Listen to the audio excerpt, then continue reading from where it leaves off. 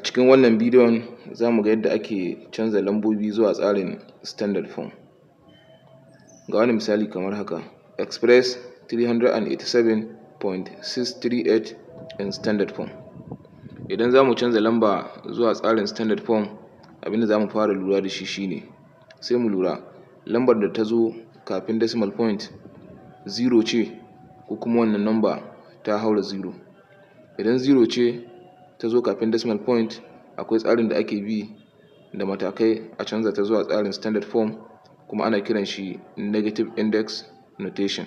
Idan kuma lamba ɗin ta wuce 0, shi ma akwai tsarin da ake bi a canza ta zuwa tsarin standard form. Wannan tsarin ana kiran shi positive index notation, shi ma yana da nashi steps da ake bi. Yanzu kamar wannan lamba ɗin 387.638, idan mun lura lambar da ta zo kafin wannan decimal point ɗin 387 ta haura 0, to akwai steps da ake bi a canza irin wannan lamba ɗin zuwa tsarin standard form.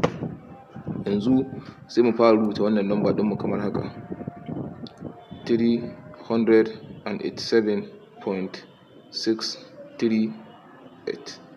Yanzu step na farko da za mu bi shine, sai mu diba inda decimal point ɗinmu yake, sai mu motsa shi daga ainihin inda yake zuwa bayan lamba ta farko kamar haka.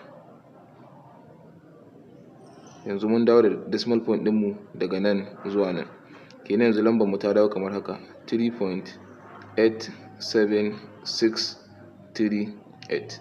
Yanzu step na biyu, sai mu ƙidaya ko sau nawa muka motsa wannan decimal point ɗin daga inda yake zuwa bayan lamba ta farko. 1, 2.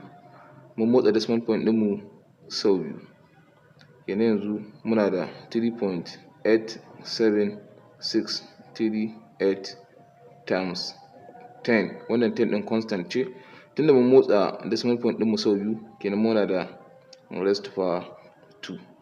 Idan sau 3 muka motsa, muna da times 10 raised to power 3.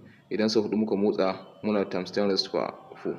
Sannan wannan positive index notation ɗin, ko yaushe power ɗinka za ta kasance positive ba negative ba, tunda lambar da ta zo kafin decimal point ta haura 0. To a taƙaice wannan shine bayani akan yadda ake canza lambobi zuwa tsarin standard form.